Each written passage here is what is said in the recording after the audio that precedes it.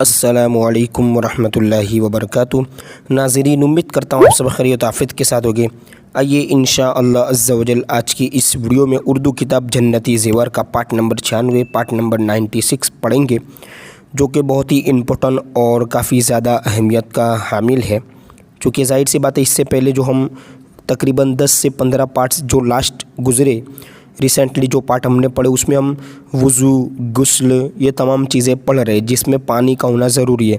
बग़ैर पानी के वज़ू नहीं हो सकता, बग़ैर पानी के गुस्ल भी नहीं हो सकता। तो पानी के पाक और नापाक होने के बारे में भी हमें मालूम होना चाहिए। तो अब आइए इस पार्ट से पानी का बयान, यानी कि कौन सा पानी वज़ू के लायक है, कौन सा पानी गुस्ल के लायक है, पानी कब नापाक हो जाता है, कब वो जायज़ रहता है ना, वज़ू के लिए या गुस्ल के लिए कब वो नाजायज़ हो जाता है। ठीक है, तो ये तमाम चीज़ें इंशाल्लाह इस पार्ट से हम पढ़ेंगे। इसके बाद वाले पार्ट भी ये इसी पानी के बयान में कई मसाइल सिखाए जाएंगे, तो इसे ध्यान से सुनकर याद रखने की कोशिश करें। देखें यहाँ से पानी का बयान, जिन जिन पानियों से वज़ू जायज़ है उनसे गुस्ल भी जायज़ है, और जिन जिन पानियों से वज़ू नाजायज़ है उनसे गुस्ल भी नाजायज़ है।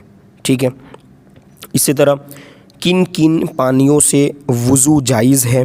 ठीक है, तो बता रहे कि बारिश, नदी, नाले, चश्मे, कुएं, तालाब, समंदर, बर्फ़, ओले के पानियों से, है ना, जो आसमान से गिरते हैं ना ओले। ठीक है, तो इन तमाम पानियों से वज़ू और गुस्ल जायज़ है, बशर्त ये, यानी इस शर्त के साथ कि ये सब पानी पाक हो। किन पानियों से वज़ू जायज़ नहीं?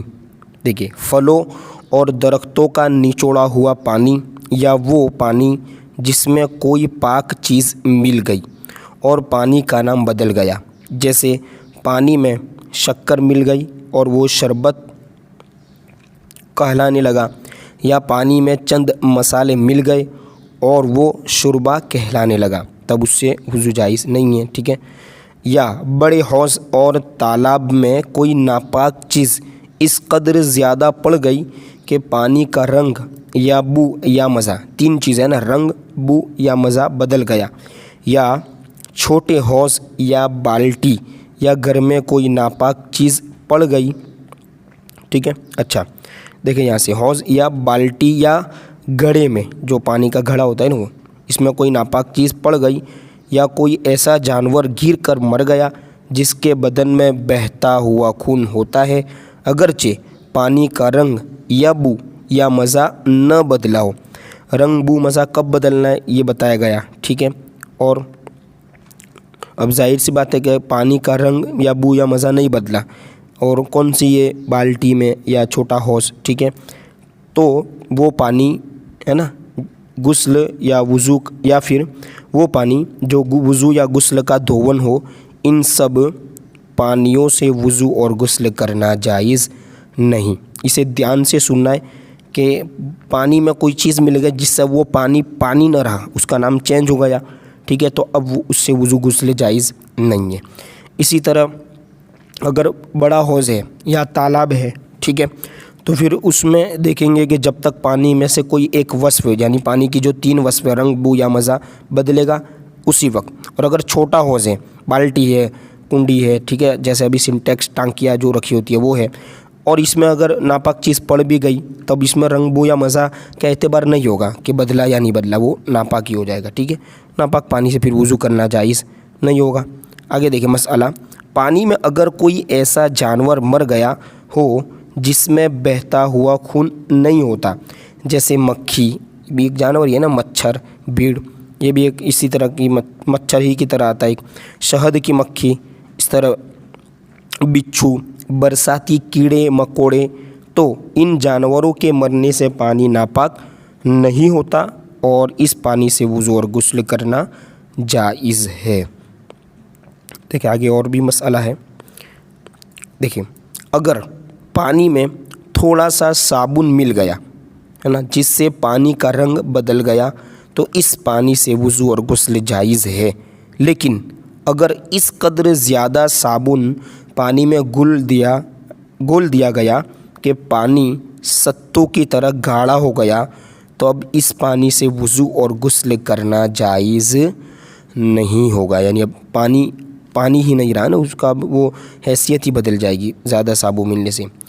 देखिए अब जो जानवर पानी ही में पैदा होते हैं और पानी ही में ज़िंदगी बसर करते हैं, जैसे मछलियाँ और पानी के मेंढक वगैरह, इनके पानी में मर जाने से पानी नापाक नहीं होता, बल्कि इससे वज़ू और गुस्ल जायज़ है। यानी जो पानी ही में पैदा होते हैं, ठीक है, वो तमाम मछलियाँ हैं, मेंढक है, ठीक है।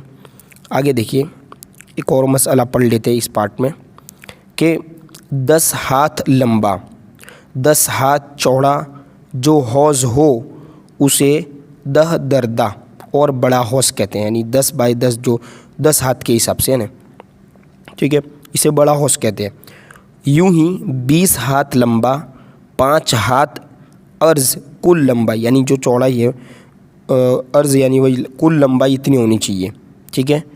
लंबाई चौड़ाई 100 हाथ हो, यानी चारों तरफ यूँ कह लीजिए ना 25 25 25 हो, तो ये 100 हाथ हो जाएगी।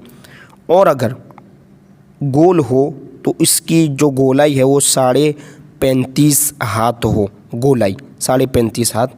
और अगर लंबाई चौड़ाई 100 हाथ न हो तो इसको छोटा हौज़ कहते हैं। यानी कम से कम ये 100 हाथ जितना तो लंबा या चौड़ा होना ही चाहिए, ठीक है। चौरों से तो चारों तरफ मतलब कि 25 25 होगा, और गोल है तो 35.5 बता दिया गया है ना। अच्छा, अगरचे कितना ही गहरा हो, बड़े हौज़ में अगर नजासत पड़ गई, यानी ये बता रहे कि अब ये छोटा है, 100 हाथ से कम है लंबाई चौड़ाई, तो ये छोटा है। अगरचे फिर गहराई तो कितनी भी हो, हौज़ में अगर नजासत पड़ गई तो उस वक्त तक पाक माना जाएगा जब तक इस नजासत के असर से उस पानी का रंग, गोबू या मज़ा न बदल जाए। और छोटा हौज़ एक है ना कतरा नजासत पड़ जाने से भी नापाक हो जाएगा। अब जाहिर बात, एक कतरा नजासत तो पड़ेगी तो उसका रंग, बू या मज़ा तो नहीं बदलने वाला, फिर भी नापाक हो जाएगा। क्यों?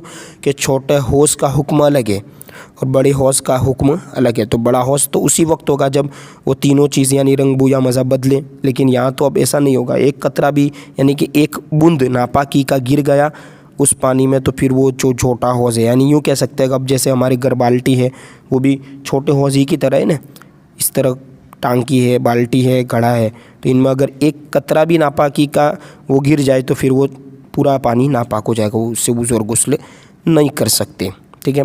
इंशाअल्लाह अज़्ज़ वजल और भी मसाइल है वज़ू ही के मुताल्लिक़, तो पार्ट नंबर 97 में यहाँ से हम कंटिन्यू पढ़ेंगे।